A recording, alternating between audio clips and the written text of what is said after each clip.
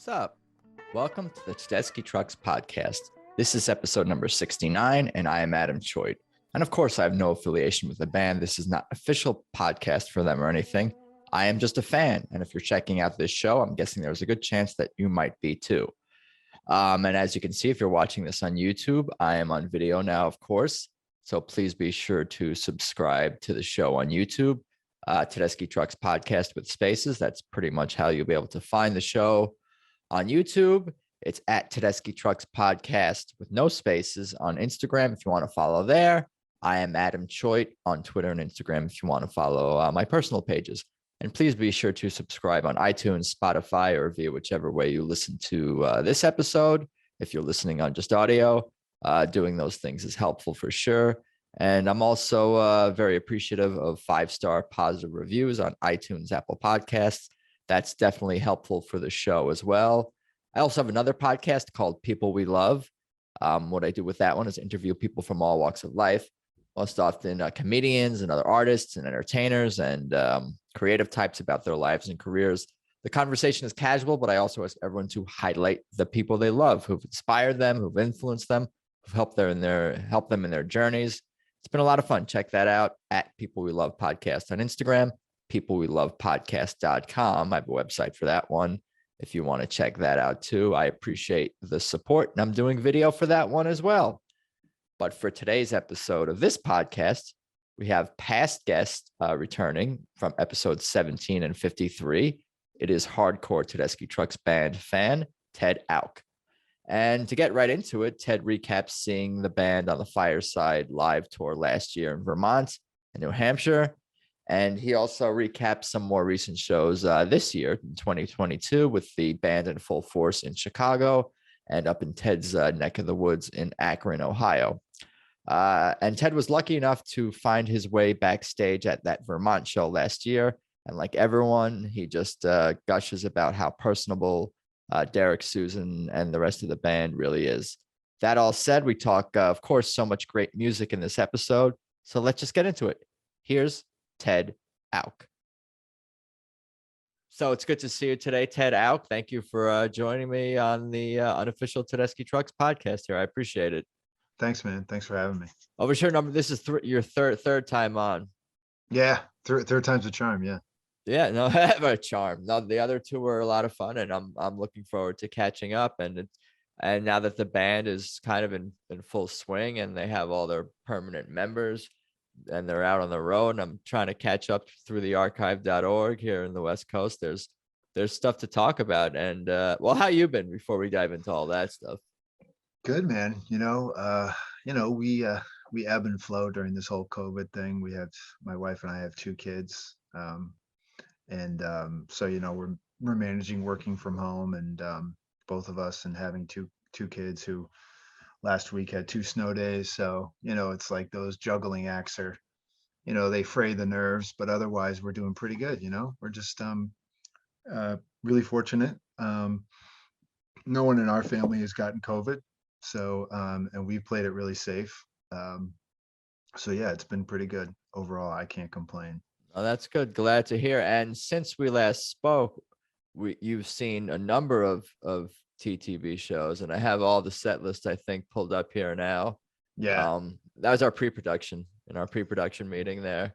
Right. Like 5 shows going back to even last summer in Vermont, New Hampshire. So we can start there, and you can just tell me about those experiences, and I'll jump in here and here and there. Sure. So I would say, the first one that we did last summer was Guilford, New Hampshire. First night in Guilford, New Hampshire. Our family, my wife's family, and our family, we get together every summer, and it's even more important during COVID, in a neutral site, so the kids don't have to struggle with toys and stuff. And we were up in New Hampshire, or we were talking about New Hampshire, and when they gave me the dates, I'm like, oh my gosh, one of those days, 2 of those days, there's going to be a Tedeschi Trucks show 25 minutes away. My father-in-law was the first person I ever saw them with. And actually, speaking of the latest show I saw, we saw them in Akron in 2018, my father-in-law and I. So it was this latest show that we'll get to in a little bit was actually a little over what is that, 4 years since the first time we saw him in that same venue. But so yeah, so we went to New Hampshire. We went to this Bank of New Hampshire pavilion, and there was I don't think there was any vaccine requirements. I don't remember. It seemed pretty informal, live free or die. I was New gonna Hampshire. say, Yeah. So it was, yeah, but it was outdoors, and I haven't really gotten too riled up about being outdoors since this whole thing happened. So we went, and it was, it was back when there was like these pods, so there was huge spacing they were putting into play, and I'm sure there was also trepidation about going to shows in general. But the one thing I would say about about this show is what was really amazing was how emotional people were about having music back in their lives, live music, especially when Susan. I'm looking at the set list right here, and I'm thinking that it was probably um, "Bell Bottom Blues" was probably the song where I think people just were really overwhelmed. I With, believe it. yeah, I believe it. I remember like hearing some of the early recordings, like from when they first started hitting the road, and seeing how you could see how emotional Susan was, like just, and she was saying how much yeah, she missed playing live music and how, just all those sentiments that yeah, you're describing. yeah, and to see it in the crowd was it really made you feel you were in friendly company. Not only were you in company with people that love this band, but you were in company with people that that need live music and value musicianship over showmanship, and just the connection that this band provides, and just the full wall of sound that they deliver, every single time. They never fail you as an audience. So that show was great. I mean, it was a scale back band, so it was just Brandon, Tyler, Derek, Susan, Gabe. Um, am I missing someone? I think that was it. Oh, Mike Madison too. So no horns. Yeah, the Fireside tour. Exactly. So yeah, and it was great. I mean, it was a different thing altogether. I think Brandon filled in a lot more space than he usually does. I've really kind of in these last five shows come around to how goddamn amazing he is as a bass player. I mean, I love the whole band. I love my first couple shows I saw them were with Tim Lefevre, um, or Lefebvre. I don't know how you pronounce it, but The um, latter, I think. Yeah. yeah, the latter. But I love Brandon. I think he's just amazing. So, he filled in that void, and Gabe. I just think they all filled in the sonic space really well, even though they had a lot of space to fill in with no horns and all that stuff. So that was really wonderful. Um, I think I'm looking down here. "Don't Keep Me Wondering" was great, and I think that's when Gabe really shines. Like, I think his voice on that song combined with Derek's playing is just like takes you to another time. It's just like, No, it really does. yeah, and I think here I'm looking at the set list and I see volunteered slavery, which if I think back to when I first came around to them, I listened to them a little bit when I was much younger, and Derek and Susan separately, and them as a band. But then there was this huge gap. And one of the reasons I came back to them was this song, "Volunteered Slavery," because Roland Kirk is like one of my favorites jazz players of all time. And this song blows me away. And when I heard of them do it, I was like, there's no way they're doing this. Like, you can't do this right now. And they executed, impeccably. Of course, led by Derek on guitar, who was doing Kirk's part. It was just unbelievable. So that song always gets me. I'm trying to think it's just an overall really great show. Oh, I know one thing that came from this was Angel from Montgomery, Sugary. And I think we saw this in the Fireside stuff that they were doing online. Like, when Derek plays his solos on Sugary, I mean, that's pretty great. Like, his involvement in that medley there, the Montgomery to Sugary, which he didn't, I think, before COVID. I think it was just Susan by herself, from what I recall. But him on it now is just, I mean, playing his vocal guitar and her singing is just like, I mean, takes you away, you know? Yeah, Um, I was just gonna say that like I've been catching up on some of the more recent shows, and and sometimes I'm listening to music while I'm cooking or doing yeah. whatever, and then but I'll turn and I'll stop what I'm doing, and it's sometimes it's Derek, sometimes it's Susan, sometimes it's the whole band. I just need to like stop and like take a breath because it's like incredible that the sound that they create individually and together. Oh, totally, man. Totally. And then, they finished up the second set with Soul Sacrifice, which is again, it's like one of these covers that it's like not very, very few bands could do justice to that song and the spirituality and the intensity of that song. I mean, Right. I The think there's maybe intensity is the one. right word. Yeah. Yeah, there's only one band. I mean, if you look back at like Woodstock, the documentaries about Woodstock and what people said about that song, it was just like it took them to another planet, you know? Well, I know the story of Santana being on acid and then Right, then playing earlier than they thought they had to play, and right. then that song and all of that lore. But the energy from the recording, the Woodstock recording with Santana, like Tedeschi Trucks Band always captures definitely that energy and the intensity and the spirit with in their own way, but really you know doing justice and honor, I think, to the original. I mean, there's I think they're friends with Santana and all that, so there's a Yeah. lot of mutual respect there. But yeah, Tedeschi Trucks Band brings it on that song, certainly. Oh yeah, they really do. I mean, and then, so it was, I think it was, as I said, it was lacking one drum, but still, I mean, Tyler's a freaking amazing drummer. I mean, he can bang it with the best of them. So that was a great show. I think we left there just thinking, boy, I mean, I left there thinking I want to go tomorrow the next night, but I'm with family. I can't justify that. Yeah, So no, there's sometimes you have to make hard choices, I yeah, and that guess. was a hard choice. That was a hard choice. And I knew my wife and my father-in-law were like, "You want to go tomorrow night, don't you?" I was like, "Eh, Of course. I'll stay quiet on that one." How was the weather? Because Oh, it's this beautiful. was July 16th. I'm looking at the date here. That was a perfect night. I mean, it was just fantastic. Um, and it was all, we were covered. We were in the pavilion. Um, and yeah, it was a great crowd. I mean, the crowd was totally into them. Um, really, really seamless, like in and out venue. It was like, if it was a place near a lot of people, it probably would have sucked, but it was a place in the middle of nowhere, New Hampshire. So there was one way in and one way out. But when there's very little traffic other than the show, it's pretty great. So And it was everyone fantastic.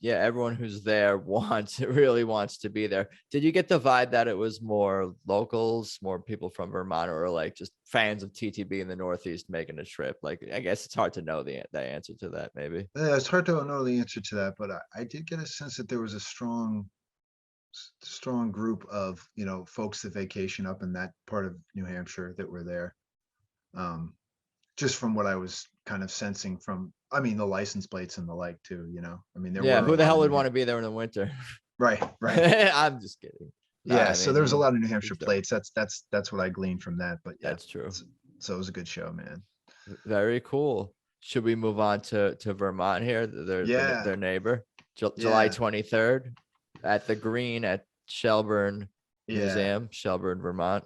yeah. So this was a crazy one because when we were back east, so that one I just told you about was July 16th. This is July 23rd. We were back when we were back east. We live in Cleveland, so we drove east. My friend up in, because I used to live in Vermont, a friend of mine who I used to work with and for, he's like, I think I'm gonna get us backstage passes to the show. And I'm like, well, I need to know, otherwise we gotta go back, because it's like we've been gone for a long time. Kids have been away from home, they want to go home. He's like, yeah, I don't know. I have nothing for you right now. We got in the car, we're heading back west. Towards Cleveland from Yeah, the East Coast, right. and this was around July 16th, around when the time of It was a probably couple about of the days. 19th, 18th. Okay, and Yeah. this show would have been 3-4 days later, and you're just traveling in a car with your family, you said, Yeah. or Yeah. just staying in some different hotels and whatnot, Yeah. Yeah, no, motels, no, it was a wherever. one day. We were going to make it in one day. So we're, and we get back to our house and he's like, I got backstage passes, but I'm back in Cleveland by now. Oh, you went all the way back. Yeah, well, I couldn't sit there and wait. I had to get the kids Right. home. So I was like, and I looked at my wife and I said, I'm going back. She's like, what? I'm like, we got backstage passes. It's Burlington, Vermont. It's where you and I used to live. I could spend 3 or 4 days, get some dad time by himself, during COVID. Any dad out there that listens to this show will know that, like, during COVID, you need a little time by yourself. Have a nice drive through the Adirondacks. So I turned around, came back, stayed in Burlington for like 4 days, had a nice bit of reminiscing, and saw some friends that I hadn't seen in at least a decade now, and caught this Wow. show at a really great venue. It's a really nice museum, and it's typical Vermont. It's everything you would think of. Um, and I told my I told my friends who were going to the show with us, the one who got us the passes. I said, this is the best band on the planet. You know that, right? And they're like, well, I don't know. We'll see. So they hadn't seen them, or were novices, or what were I they? mean, they listen to Signs. They've like listened to, but I mean, we all know what they're like in full flight out on stage. It's Sure. like a different animal. Um, and um, and I remember when they did Made Up Mind. Was it Made Up Mind? Yeah, it was Made Up Mind. When they did Made Up Mind, again, stripped down band, my friend turned to me and he's like, "Yeah, I see what you're talking about. That was the This fifth is song. Yeah, the fifth song." And then Walk on Gilded Splinters by Dr. John was like, my friend is a huge Dr. John, huge Grateful Dead fan, lifelong Deadhead, and they were just like blown away by the band. And the whole crowd was too. It was a great crowd. Susan dug them. She commented several times on how great a crowd they were. And it was just a good vibe. It was really fun.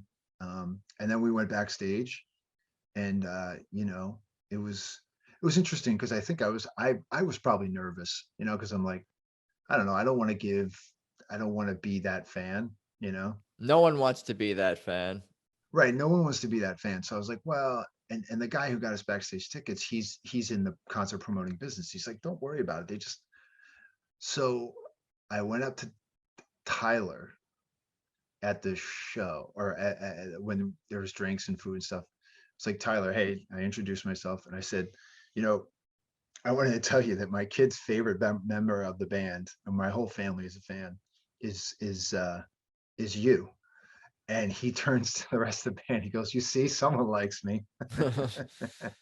That's great. And so we broke the ice that way, and they were just all really good people. Brandon, Gabe, Derek, Susan.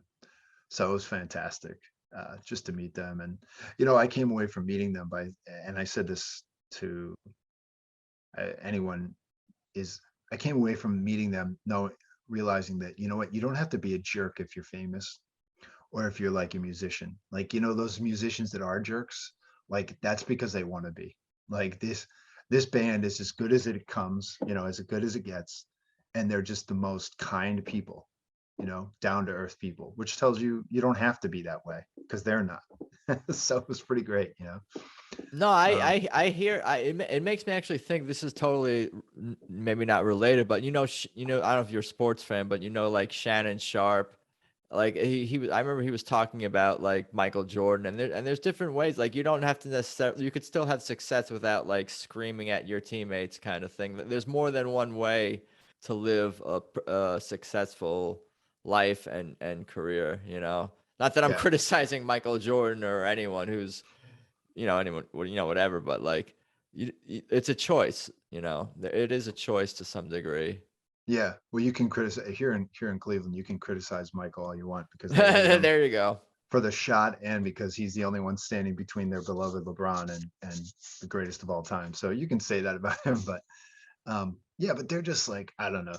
It's just good people. And I was talking to Tyler about, drumming, and his kid, he has a kid that goes to college in Ohio, so he loves Ohio. And I was telling him about my first show in Akron, and I was actually making some I made a music suggestion to Derek on his way out. I was like, you guys, there's only a few bands that can handle this kind of thing. And I said, I'm assuming you like Chico Hamilton, who's a jazz player. He's like, yeah, of course. And I said, Conquistadora, that's a cover that I think you guys would do well. And he smiled. He knew that song. I could tell he knew that song. So I'm hoping that someday we'll get him to do Conquistadora, because it's a great, it's like the kind of thing that band could, like the full band could run away with. And there's a really good guitar player on that album that I think Derek would just, you know, embrace fully. So that was cool to give a cover suggestion that I don't think they had ever thought of before. So that was awesome. So it was a great show. You told that to Derek or to Falcon or Derek? That's very cool. Yeah. I had no idea what to say to him. I was like, what do you say to this guy? So I said, well, I've always thought you guys could do this song. Would you ever think about it? Yeah. What else are you going to say? And you may not get another chance to have that impact on the band in terms of getting them to play a song, and maybe they'll add it to their long list of suggestions somewhere. I would like to see that list. I actually would not like to see that list, because I like being surprised. I'm curious to see that list, but I would actually not want to see like what all the potential songs that might be coming down the road. And I talked to Gabe Dixon on the way out, and he's just the nicest guy, you know, just like, I mean, to me, when I had a chance to speak to them, and I said this to Susan too, we took a selfie with Susan and Tyler, which was cool. I said to her, like, you guys are, you know, there's music and then there's you. Like, you guys have this level of musicianship and connection to the band. I mean, I personally have never experienced this with a band. You know, I feel like I'm a pretty big music fan, but from an emotional standpoint, you know, especially during COVID, like those Fireside things were like such a breath of fresh air. I'm sure you felt that way too. It was like, I look forward to those things every single time. The first one was very, very emotional. Let's just say that for sure. Wow. And then I think I was kind of trying to say, like, you know, my favorite kind of music is jazz, which has very little words. So there's not as much of an emotional connection. It's more of just it takes you to another place. But because of her words and the covers and the originals and their musicianship, throw that all in together, it's like they hit you so hard every time. There's a depth to their sound, and there's also a depth to the history of the music and all the not baggage, but associations that we all have with these songs and the words and our lives. Like it all comes together as one just like amazing experience and feeling. Like you're saying, you never had this with a band, I guess is what you said. Like, obviously for me, the same, if I'm inspired enough to like do a podcast about them and keep doing that. That's something new. I mean, it's like, it's kind of a love affair. It's kind of like, you know, I mean, I'm a huge Fish fan, but it's not an emotional connection at all. It's more of I'm connected to their musicianship, which I think is, you know, second to none, and their durability and their authenticity as a band, and their unwillingness to like sell out. I'm talking about Fish now, but from an emotional standpoint, very little emotional connection there, you know, but TTB does all of that for you. Yeah. That's why I don't understand. Go on. No, I was just gonna say, that's why I don't understand why everyone like doesn't love them. I guess they don't want to have that emotional. I guess everyone just responds to different things. That's what makes the world go around. But sometimes I'm like, I can't like believe that like everyone doesn't like love this band and want to see. I mean, I guess people don't know about them, and I guess that's not what's super duper popular in terms of like top 40 radio or whatever. I don't know, but I kind of like that in a way too. That it's kind of our thing. Not that they're not legends and super famous and successful, but it's, you know, it's a little bit of its own world. Oh yeah, definitely. I mean, I remember when Fish was, not to digress, but I remember when they were selling out MSG in 95, 96, 97, 98. And I bet every one of those members of the band could walk down Fifth Avenue and not a single person would know who they were. So to feel like you're in a club. They go on. No, I was going to say, so to feel like you're in that club, like you said, it's like, oh, so we love this band. They have a respect for us as an audience. That's cool. And oh, by the way, like no one got the memo outside of us. That's great. Yeah. So, um, yeah. So, I mean, I think that's cool. And we have a lot of that with this band too. I think though, like you said the word depth, I think that's a good word because like they tap into, I mean, again, kind of the Roland Kirk, Volunteered Slavery, Gilded Splinters, John Prine, they tap into a history that they have clearly a reverence for history that is like second to none. Every single Right. person in the band, it's like there's obviously the through line to the Almonds, but it's so much broader than that.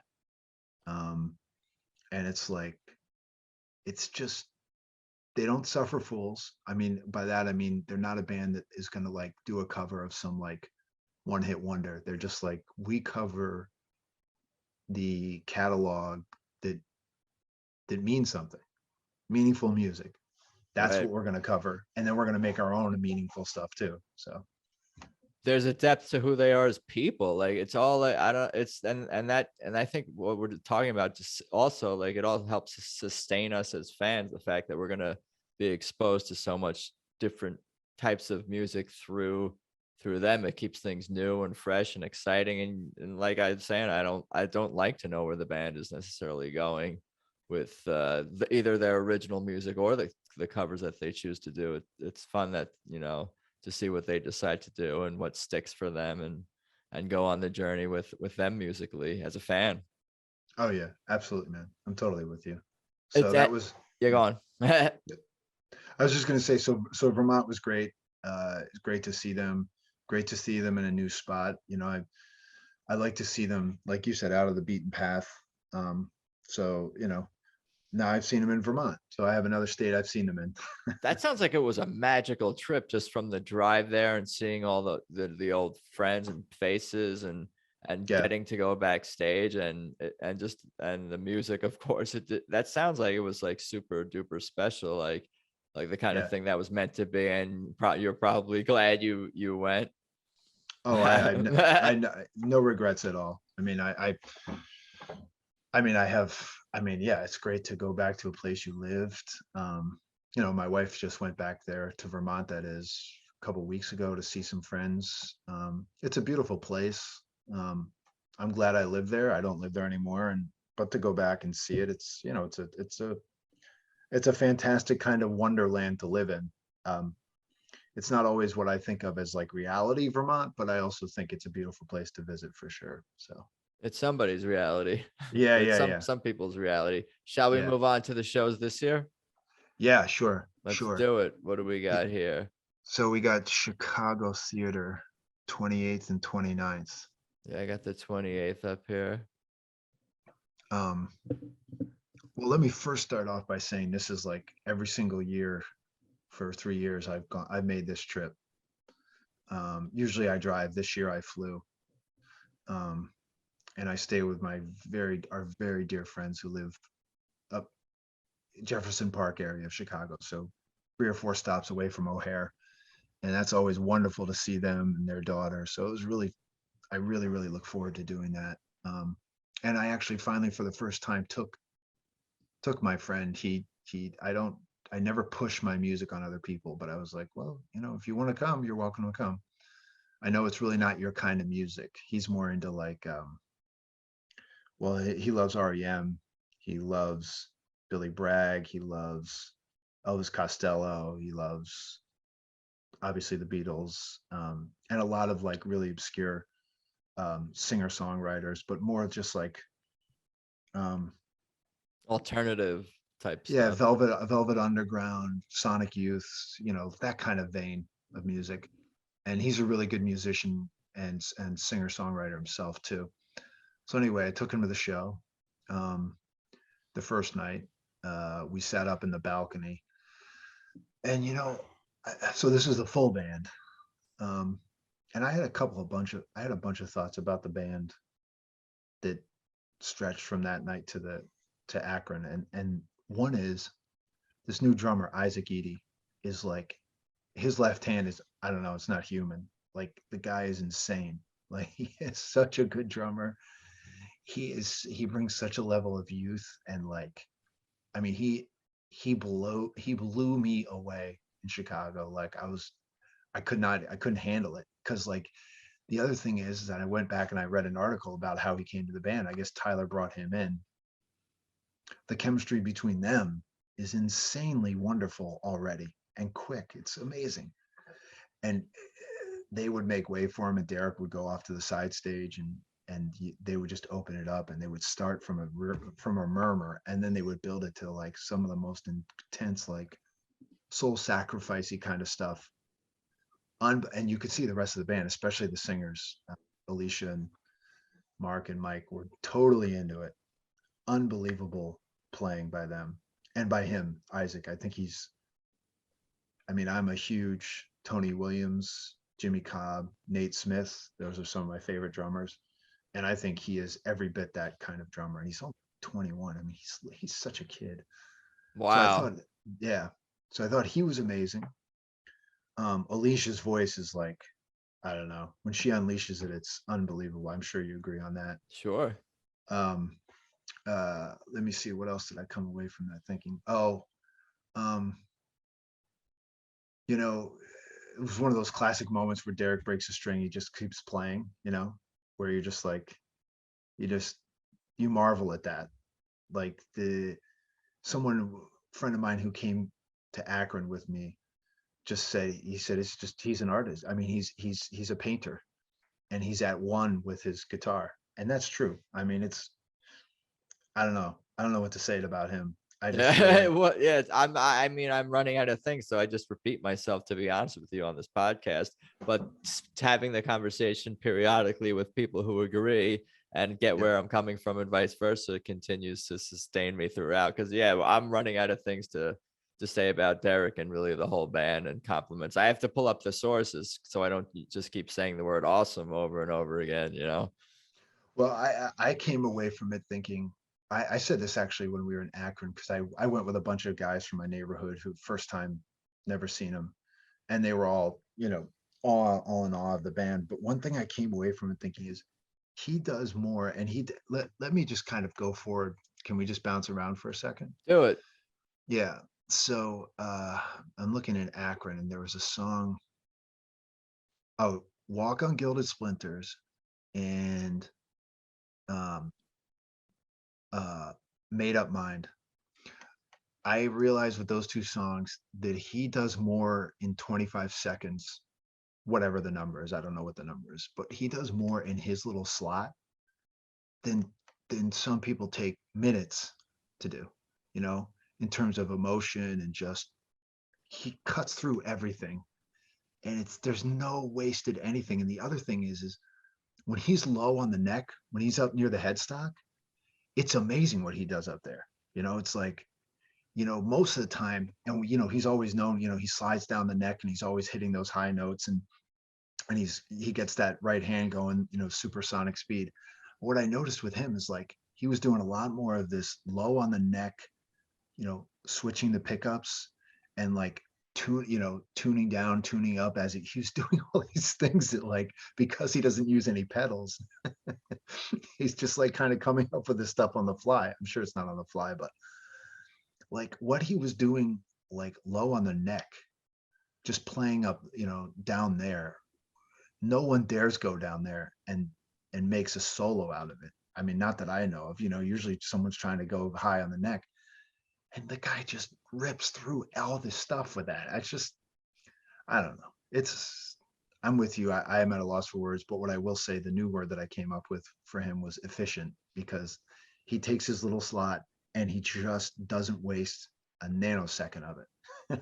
No, Like, I agree. And like even like some of the shorter Derek Trucks guitar solos, whether on when they're on a live song or whatever, like I feel like it's still like standing ovation worthy and still like completely wowed as much as you'd be by a longer extended solo from him, for sure. And I love those sounds when he goes low on the low on the neck and all those low. It's like guttural, but still just as emotional and emotional in a different way to to ingest and digest versus him in the mid range or the higher range notes. It's just like, yeah, it all works. And just me listening to the recordings, you hear him do sounds or make sounds and or melodies that I never heard even him do, like just new things coming from him, which is just astounding, because like you'd think you'd heard it all and kind of what you're going to expect, but it still catches you off guard, like all the melodic lines that he carries you on with his playing. It's wild. Yeah, you're on a string. That's right. And I noticed that with Dreams too, because they did Dreams that first night. And I mean, I don't know, when you hear the beginning of that, I feel sometimes I've listened to them so much. One thing I've noticed, I've listened to them so much that when I go to shows, it's like I used to do with Fish when I would go see them so much, is like I could hear something coming, and if it was something I knew the crowd was going to love, I was like, oh man, no one knows yet, but I know it's going to be here in 15 seconds.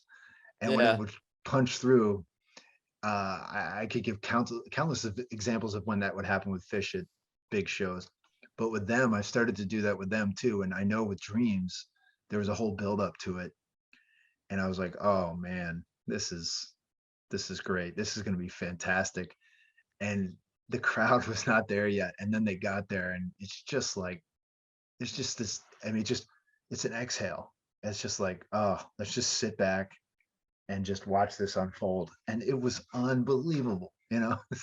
They tell stories with their music. I mean, and beyond the lyrics, of course, they're musically, they're telling stories. In terms of Isaac and Falcon, like just listening to some of the recordings that are coming in from like this year, you can hear that they sound different. They're doing some different things than you'd hear in the past, whether on like Bound for Glory or The Storm. And I love it. I love like what they're doing. Like maybe more of a groovier sound. I don't know. I can't even describe it. I mean, those are just a couple of things that jump out, off at me that out at me that I've heard. Like it's definitely a little bit of a different style to some of the songs, and I love that keeps it fresh and it sounds good. It just sounds good. Yeah, good call with The Storm. That was the next night, and that was one of those moments where you just like, this kid is unbelievable. I mean, we all knew Tyler was good, and I really like JJ. I thought he was a fantastic drummer. Of course. But Isaac is like, I don't know, man. He's got this youthful like flexibility, and just like he's not like a cocky kid either. He's looking to just enhance the music. I don't know how they find these people, by the way. It's like Falcon, like you were saying, was the one who, like, I forget who it was, a past guest. I maybe it was David Flam, but like he discovered him like years ago, and just kind of kept him in mind, and I think they kept in touch, and then like they kind of, one thing led to another kind of thing. Like it was just like a random thing like years ago. I don't know. I forget the exact details, but yeah, like I'm glad that, things are coming together with the band, and in terms of the person, like I'm sure you, as I do too, have ultimate trust in like Derek and Susan and the band to like choose not just amazing musicians and quality musicians. Like they're looking for quality people that fit within their world. So yeah, kudos for him, to Isaac for seamlessly, from our point of view, sliding right in.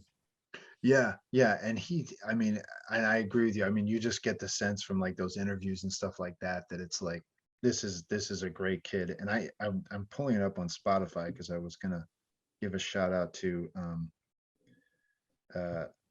so he has we got to get more followers for him on Spotify. He only has 69 followers, but he has an album called No Turning Back.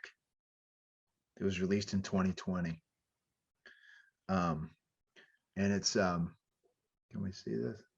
Not really. Maybe I'll splice it in. Anyway, it's really good. He plays all the instrument, or a lot of the instruments. Yeah, that's what I remember reading about him and hearing about him, that he's definitely a multi-instrumentalist, and again, someone else mentioned like there's a possibility that maybe we'll see him do something else with the band. Did you see any of that? Did he jump on another instrument and you know, because they like even what we saw in Fireside, people were, I guess Tedeschi Trucks Band doesn't really do that. Switch instruments. It's not Mississippi All Stars, North Mississippi All Stars Yeah, kind of yeah, yeah, thing. yeah. But they got No, talented people who could do it, I'm sure. I bet. Yeah, I bet he could. That would be sweet to see him do that. The other thing I was going to say about this show was Down in the Flood, because my friend and I were talking about Dan Electro guitars, which is what he plays, that black and white Dan Electro that Derek plays on that song, and that haunting little phrase that he has in that song when he gets on that guitar. And whenever you see that guitar come out, it's only for one song. Right. And my friend was talking about we're talking about how I guess Dan Electros, and I'm more of an acoustic guitar player, so I'm not like a electric guitar gearhead, but we're talking about how cheap Dan Electros are. They're just glued together, pieces of, you know. But I was like, well, I don't know, man. I can tell you that I know one Dan Electro for sure, one person that plays one, and he rips it when he plays it. And of course, we got Down in the Flood too, which was like, I love that song because Mike is so good too. Like one thing that gets lost about that band, because he's just so steady, and it was brought to my attention when I was in Akron because these folks had never seen him, is like how freaking talented Mike is. His range, and we all know how involved he is in writing the songs, but just his range, and just, I mean, that screaming that he does, it's like, it's unbelievable. I mean, his range is just insane. So anyway, him on Yeah, that for song, sure. yeah.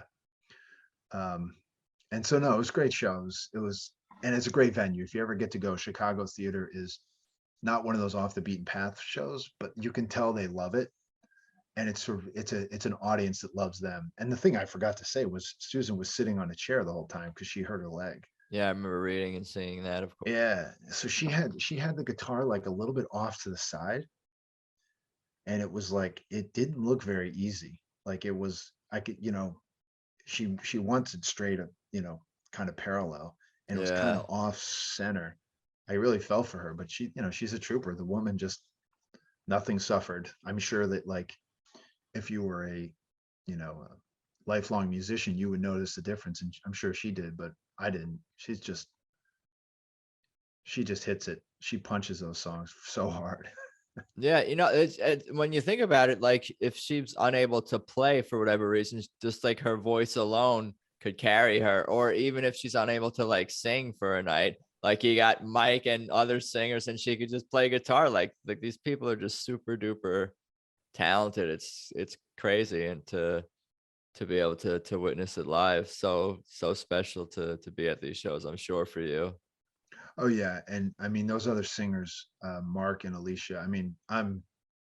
I think Alicia's amazing. I mean they're all amazing, but Alicia's and Mark's voice are just, they just they're amazing too. I mean, they could have their own. Both of them could have their own bands Yeah. and be front and center. And to think that that's the thing that's amazing about them, is like, these are three. Well, just forget them. All of these people who don't have their name on the band and are not front and center, or quote unquote featured all the time, they could have their own thing and be. They're that good. And the fact that they're such team players is like, that says a lot about them, who they are, but also their reverence or their respect for Derek and Susan, you know? Yeah. Seems So like a good job. yeah. Band musician in Tedeschi Trucks Band. Yeah. Oh yeah. Yeah. Well, I mean, that's the thing, what my friend who came to the show, he was, again, as I said, not a huge fan. But one thing he said made him want to come see the band was actually the article that I shared with him when Susan was interviewed, talking about how they kept the band whole for so long during COVID. I don't know if you remember reading that article, but she was talking about, no one missed a check for some insane length of time. And he, as a struggling, not as a struggling musician, I mean, he's a professor too, but him as a musician and as a fan of bands, he was like, boy, you don't ever hear. I mean, the Rolling Stones probably don't even do that. Like Yeah. people during COVID were just jettisoning assets and people, and yet they somehow managed to keep people paid. It's a rare bird. Yeah. No, and that's what I keep hearing more and more from all my guests on this podcast and anyone who's associated with the band, whether they're close or just know them from afar as a fan, like, and have crossed paths with them. It's just like the kind of people that Derek and Susan are is just like, seems like, that they're amazing and people are consistently saying so. Yeah, that's amazing. So you hear that a lot. Yeah, no, everyone says it. No one's, I have not heard a bad word on or off the podcast, like, or, in passing with any fans about like criticizing, like, they always have time for, not just time for the fans, like, they give you attention. Like when you're speaking with Derek or when you're speaking with Susan, even if it's just in passing for a photo or an autograph or whatever, something like that, you really have their their attention. It's not just like, you know, they're not looking past you. You feel like, and you get that from really anyone in the band Oh, absolutely. I mean, that's what I at the was like. appropriate times, of course. Right, For right, these interactions. right. Well, that's what I thought about when I was talking to Tyler at the in Vermont. Like the guy was just the nicest guy. He was genuinely listening, and Yeah, genuinely there was there was a back and forth there that was like real. I was like, man, I don't. I'm pretty sure that's probably not I'm pretty sure that's not a universal interaction that musicians have with their loyal fans. I yeah. I'm mean, best friends with him too. You could ask him. what's Tyler? No, I'm kidding around. No, but I've had good conversations with him too. Super, super nice guy. Yeah, man. I mean, that's fantastic. So yeah, so that was a great show, and put one in the books, put one in the notch, another another show, another Chicago theater show for me. So I think that was number 5, and then the next night was number 6. Um Of of 6 times that I've seen him in that venue. Oh, just in that venue. But you've seen Tedeschi Trucks Band. How many times are you up I to was just now? counting it up because I knew I was talking to you today. I think it's like 15, 16 times. Yeah, very Um, cool. yeah. Um, and all pretty front loaded in the last 4 years.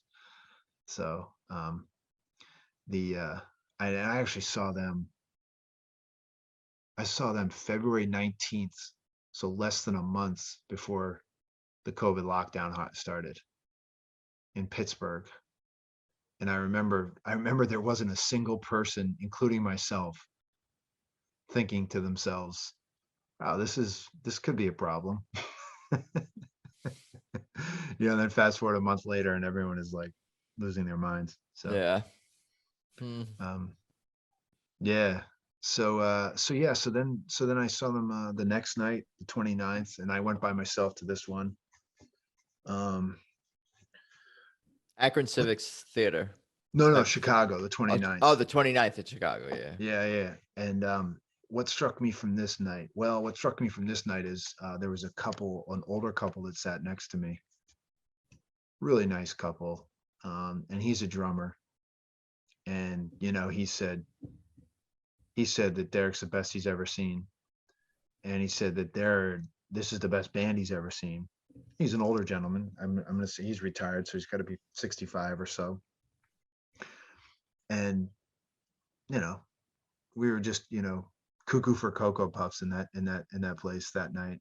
So it was cool to experience this band with an older couple who was clearly big fans, and one of which was a musician, and also just like the crowd was like, it was a Saturday night crowd. It was sold out. Um, and they just brought it. I mean, from Don't Know What It Means to Idle Wind was them in full flight. I mean, that was just fantastic. Actually, I should say Walk on Gilded Splinters was amazing. Um, but I think where I really kind of just wasn't just crumbled was when they did Isn't It a Pity by George Harrison. Opening the second set. Yeah, I have it up here. Yeah.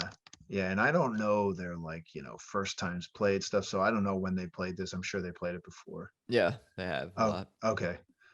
Um, but Derek's solo which was sunk up with the horns, which again we haven't talked about in this podcast, but all three of them are like amazing. Elizabeth she's one of my favorites.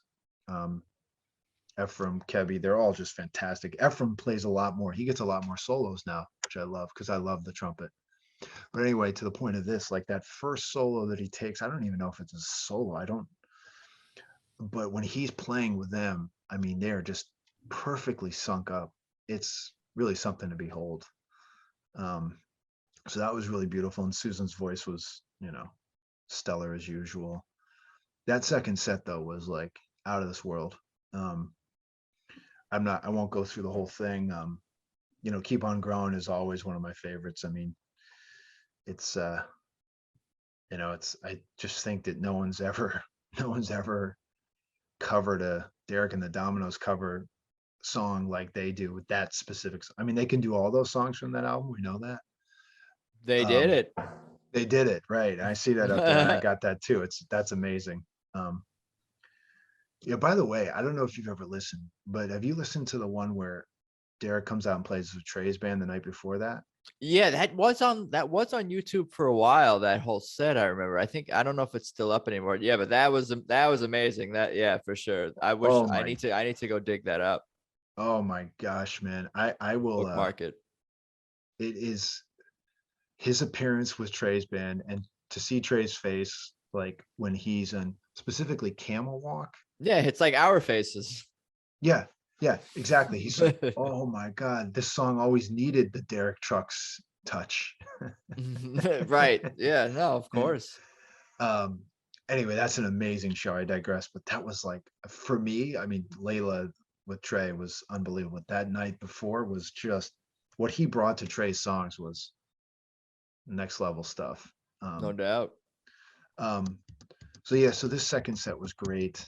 Um, and then as you can see, the storm whipping post to your point about the drummers, those last two songs just melted everyone. I mean, there was no way. And the other thing I should say is during this whole thing, the encores were like they never left the stage because she was having a hard time walking. So the three nights that I saw them, their encore was just basically like Susan would say something to the effect of, "Well, Derek doesn't want us to leave because probably, it's hard for her to get up and sit down." So they would just hold up for a second and then do their encore. So they Yeah, never lower left the the stage. lights a little bit and then turn them Yeah, back up or something like that. yeah, yeah. But the storm whipping post was, I mean, you can imagine what that is. I mean, you know that what that is. But in that theater, at that moment, it was just like, I mean, if there was any doubt, if you came in there with any doubt, even up to that point about what you were dealing with, you had no doubt after that two song. I mean, it was just too much. It's too much. Sometimes it's too much. I Right. gotta It's say. it's a supernatural spiritual experience, and there's an energy in the room created by the band, especially when they do a song like the Whipping Post, and from Susan and Derek playing it like that. I think captures the magic that I imagine it was like at Fillmore East or whenever the Allman Brothers, originally first started playing that Yeah, song live. yeah, yeah. And I mean, I don't know. I know when they do something like that, they have that two song run like that. To me, sometimes it's like it's too much. It's like so intense. It's so uh you kind of I got on the train to go back to my friend's house that night. And I was just sitting there and it's sometimes it's just too hard to even deal with because it's like the emotion and the musicality is so overwhelming.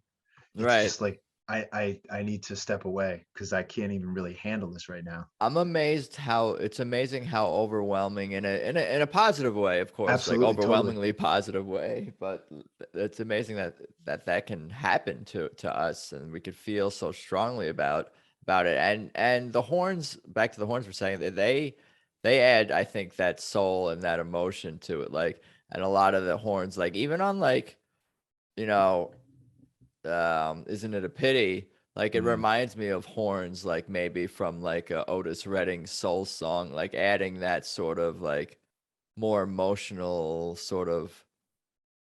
I know nostalgic isn't the right word, but like yeah, it's just the horns, especially when they're harmonizing, I guess if that's the right term, Right. together, like it adds a certain emotional quality to it. That's a throwback Right.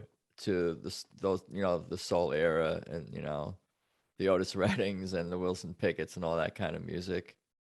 Yeah. Yeah, that's true. And I'm looking too here. Angel from Montgomery into Helpless, when they started doing Helpless, that was I think the crowd kind of lost it a little bit there too.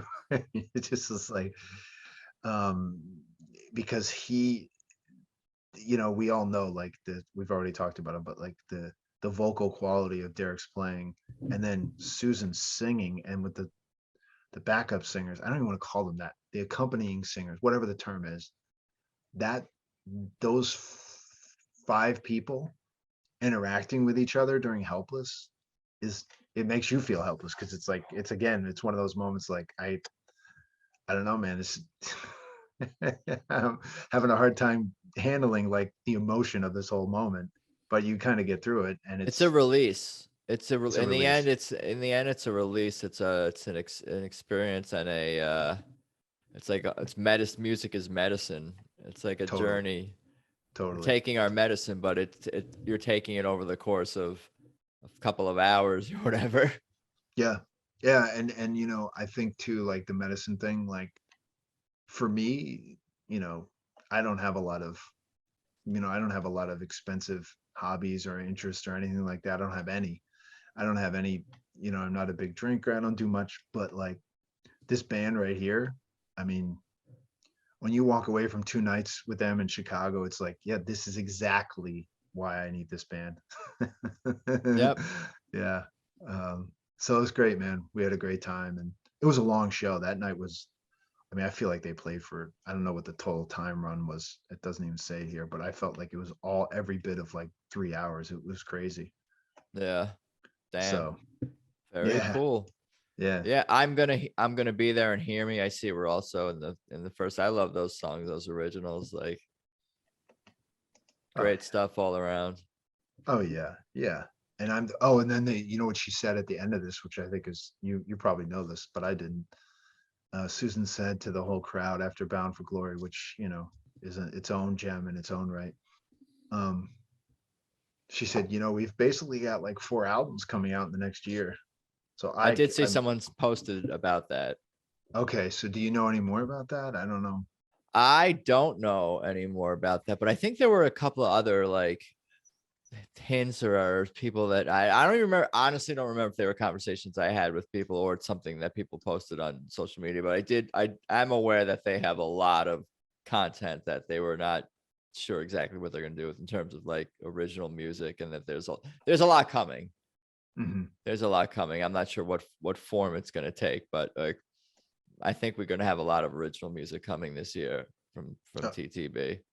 oh, that's great. I'm so excited about that, because that I mean, signs seemed like a while ago, and that was such an emotional thing for them with Kofi, and all that Right. stuff. But I'm excited to see what this band does in the studio, because what, yes, you lose Kofi, you lose Tim, but all these folks are geniuses, and they're virtuosos in their own right. They might not be geniuses, but they're all virtuosos in their own right. And so I'm excited to see what they come up with, for sure. But I mean, think about this. If they have like, let's say 3 or 4 albums worth of content, that's like 30 to 40 songs minimum, new songs. Like, and if we're judging from the past, I don't think they've put any covers on their studio albums. They've thrown it on like as a bonus track or something like that. But they all of their songs on their studio albums are all originals. So if we're yes. gonna be getting 30 to 40 plus original songs this year, like that's incredible. Like then when you go to a show, you really don't know Oh man. necessarily what you're gonna hear. Like it's just adding more surprise. Obviously, they're gonna have some consistency and want to play certain things on certain runs and tours, but like I love the idea that they're adding to their catalog. I don't know how they remember all these songs, but that's what they do. They're musicians that I'm always amazed how do you remember all these lyrics and notes and how the songs go. And Derek steers the ship. Yeah, and I mean, Susan sometimes forgets the Right, lyrics, of but you know, course. But she's got so much equity with the band and with the crowd. It's like, oh, whatever, Susan, move on, and she does. yeah, no, it's all part of the experience. Yeah. I mean, we're not looking for perfection here. You know, it's like We're looking to be moved. exactly. And if it was too packaged, we'd all move away from it. So I got Midnight in Harlem twice. I got it in Chicago and then I got it in Akron. But you know, that's like Akron's one of those places. One of my friends, my neighbors, he was like, "Oh my gosh, what did he want? He wanted Midnight in Harlem. He wanted Part of Me, and he wanted You got uh those two in Akron, Feb yeah, there was 1st. another one, Shame. I guess he plays Part of Me with his kid all the time on the way to school or so. Anyway, you know, it was one of those shows. It was like they don't come through Akron a lot, so they're going to give the fans exactly what they want, which included Midnight in Harlem. But for me, you know, Derek's solo Midnight in Harlem reminds me a lot of, like, if I can make this analogy, like a Morning Dew from Jerry Garcia. It's like it's his Morning Dew. It's like a this beautiful solo that never is the same, yet always has like a through line that's, you know, you could probably pick it up anywhere and say, oh, that's got to be him in Midnight in Harlem. But if you listen to the whole thing and then step back for a second, every one of them is so unique. And Oh, his no intro to doubt. more, yeah, and his intro to Midnight in Harlem was really, really nice too. Like when he does that little intro. But my takeaway from this show was I was just excited to bring a bunch of neighbors who had never seen him before. And I think they went because, I mean, I hope they went because I'm so giddy about this band. I texted a bunch of them. I'm like, you know, I'm going. You want to come with me? And like a bunch of them joined me. So that was great to see them. And First they, timers, you said? yeah, it Very was cool. great. Yeah, it was really great. And as I said, that was the last time I saw them there was in 2018 with my father-in-law, which was like basically I call that my first official show because I saw them before that, but I wasn't really paying as much close attention as I should have before that date. But since that fall 2018 show, I've been laser focused on them. I mean, I still listen to everything else I listen to, but um so anyway, so that was a great show and it was just cool to see like all these folks see them for the first time, and they had a respect for the, you know, it was one long set, and I kind of was it's pretty obvious it was going to be one long set because when they did Made Up Mind and when they did it, I was like, usually that finishes the set, or not usually, but oftentimes it does. And where it was placed, I was like, oh, this is going to be one long set. Plus, the weather was coming, Was there an and opener? There was probably an opener. they did. This young woman, she was really good. She was a singer, you know, just acoustic guitar, and she did a beautiful song. If you look her up on, I think they may have posted about her on social media, the yeah, band. she did a really good song about Standing Rock, Dakota Access Pipeline, Struggle or Conflict, um, Ray Zaragoza. She was good. Yeah, she was good. Um, and the crowd was into her. They supported her, so that was fun. Um, but this was a, you know, this was a show that the weather was coming, you know, and they had to get to DC, so I'm sure they were kind of like, you know, we got to get the hell out of here, otherwise we might never leave. And you know, Akron's a good town, but it's not that good a town, so you know they got. You're good. You're making all the jokes for me. Yeah. Well, no, so yeah, so they had to get out of there. Let me see, what did I come away from this Poor show? Oh, Akron. yeah, poor Akron. But Even LeBron leaves, came back, but then left again. yeah, and then he left again. This show was great. It was cool to see, kind of to the team spirit of the band, like the three, Mark, Alicia, and Mike really supporting each other and having a good time up there. They seemed to not be taking themselves too seriously, which was awesome. And I just thought Alicia's voice was just on, it was featured that night. You know, she was just, I don't even know what to say about her voice. I mean, you just get the hell out of the way. I mean, She powerful. They both powerful. There's so much power from those women, from Susan and from from Alicia. Powerful voices. Yeah, it was great, man. It was fun, and I was just happy to see people experience them and walk away from that with maybe not the level of reverence that I have for the band, because I don't know, that's hard to match. I mean, Right. you and I have it, but definitely a huge respect for your musicianship. And Derek's playing, he did that classic like breaks a string, looks at Brandon, go Brandon, goes over here, clips off the string, puts another string on, comes back, tunes it up, right back in the game. Right. He went back to his backup SG for the first time I think I've ever noticed him doing, actually. I know he did it a couple times during those fireside things. He had one night, the first night or the second night, where he broke 3 strings during that whole thing. And he played that gold top Les Paul. But this is the first time I've ever seen him do the backup SG. And he only did it for one song, and it was for I think it was actually for Made Up Mind. And that song, by the way, if you can find that show, Made Up Mind, that was that band in full flight, just working so well together, and every single person on display for their contributions. So good show, man. Good show. Yeah, for sure. And what's amazing about this band is like, to some degree, they can almost like, I was saying that they could pick their set list out of a hat almost, and open with anything and close with anything. And just looking at the feeling music brings, like that opened this show. Like they've closed shows with that. They've often closed shows with that in the last year or whatever, Yeah. if I recall. Yeah, that's a That great amazes song. me that they're Yeah. able to just like, every song is so magical and powerful and stands on its own. Like you could close with like so many of these, Oh yeah. and Yeah. no one would complain, or it would not fit. Yeah, no, I mean, but I think that also speaks to their like, they have so much credibility with their fans that we trust. Like you said, we trust them to make the right choices. And I think I'm looking to Walk on Gilded Splinters was one of those great Isaac Eady, Tyler Falcon interactions. It was magical. Like I closed my eyes. I was like, I feel like I'm some tribe in like the middle of like Brazil or something like that. Like Yeah. it just felt so primal to me. Like your whole word about depth. I sometimes, and I think my word that I was trying to say when I was talking about the storm and whipping post and how too much, to me, it's almost like it's too much, but it's also just so primal. It's like close your eyes and you were at the heart of music right now.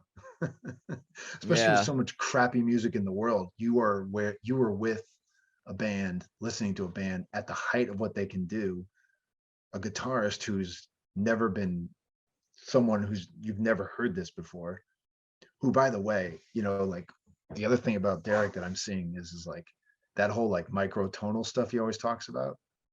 He is like, if you close your eyes, I mean, you're hearing a sitar. Like, he's really like drilling down into that sound. It's like he's taken that thing to another level as well. And it's like, you got a guy that can play the blues like nobody's business. You got a guy that can basically make his guitar sound like guttural, like you said. He can make his guitar sound like a rooster, and he can make his guitar sound like an Indian, you know, instrument. Right. That's you can't ask any more you can't ask any more of a guitarist than what he gives too. So I think that's why we're here. I think that's how we ended up in this conversation, for sure. Like I appreciate how articulate you are. You say a lot of times you're at a loss for word, but you are pretty articulate in terms of how you describe your love for the music. And yeah, I appreciate that. And you're so articulate. It's almost like there's moments where it's like, oh shit, maybe I do take the band a little for granted, or the fact that we're so lucky to hear this band at the pinnacle of their of them at their craft, putting their craft out there, but maybe they haven't even reached that yet. As we've mentioning there's a lot more to come, like for sure. What else should we cover? Did we cover it all? Anything else you want to mention about any of these shows, or you could tell me what's coming down the pike for you as for upcoming live music or anything? Well, I always listen. I like what they the music they play before shows. I like to go and what is it called? What's this thing that you can click on your phone? It tells you what song that is. Oh, so Shazam. Shazam. I love to Shazam their pre-show stuff. And one person that came up who I have a new love affair for, and actually my friend who I went to the show in Chicago with, he's been trying to convince me to give her a shot. And they actually, the last time he was at the Chicago theater was to see her, was Courtney Barnette. Do you know Courtney Barnette? I don't know if I do. Oh man, she's unbelievable, man. She's fantastic. She's an Australian um, singer songwriter, and her singing is unbelievable. Anyway, she came up in that. The other one that came up, where was I looking this? Oh, I knew this. Yeah. Kamasi Washington came up in Chicago. Do you ever listen to Kamasi? I don't think so. But when I edit this podcast, this episode, I'm gonna get totally sidetracked when we get to this part and you mention these references, because I'm gonna open another window, I'm sure, and start YouTubing and whatever, looking people up and then listen to the songs. But well, I've always thought like a double bill of Kamasi Washington and his band and the Tedeschi Trucks Band. I would follow that band to the end of the world. I mean, that tour, I would go to that whole tour because there's my two favorite contemporary artists. I think Kamasi is a reincarnation of Coltrane, who's my favorite, and we all know what Tedeschi Trucks is. So to see them together would be amazing. So it's good to see that there's a mutual admiration there from Tedeschi Trucks towards Kamasi and his crew. He was on To Pimp a Butterfly by what's his name? I forget his name now. Anyway, I'm losing track. But no, it's no, it was just great music. I can't wait to see them again this summer, man. So where are you seeing them in the summer, you said? I'm gonna do Detroit, Niagara Falls, Dayton, and I know Red Rocks is probably on all of our bucket lists, so that's probably not going to happen this year. But I'm gonna. You got find your a way. tour. You book your own tour. Yeah. We're all gonna try to book our own TTB tours. I think this year at some point. Our own legs, our own whatever. Yeah. Map it out. See what makes sense. Yeah. So it was good, man. It was good to see them. And it's good to see sold out shows. It's good to see live music again. And it's good to see a band like this having success and continuing to kind of like explore, because they don't seem to ever stop exploring. And now they have young energy in Brandon and Isaac that just seems to be giving them a steroid injection. Not that I don't even think of that in those terms, but I'm sure there is something to that as well, as having new members, like infuse new energy and inspiration into, as if the other band members need any, like, but that's a real thing that you're describing, I think, for sure. Yeah. So very cool. Anything else you want to plug or promote or mention that you're working on, or where people can follow you? Or that's all up to you. I'll just kind of give you the floor for that. I really appreciate the time and the stories and the recaps. This is what I really imagine the podcast would be for the most part, is the talking about recapping what the band's up to, and their music. Yeah, no, man, I got nothing to plug or promote. It's just fun to chat about it, because I don't really get to chat about them in this depth with anyone around. So it's cool to chat with you about it. So yeah, that's true. That's true. Not everyone is as nuts as we are. But again, thank you. I appreciate it. And let's talk more soon. All right, man. Thanks. You got it. Later, Ted. Bye. So there you go. Episode 69 with Ted Auch. That was fun.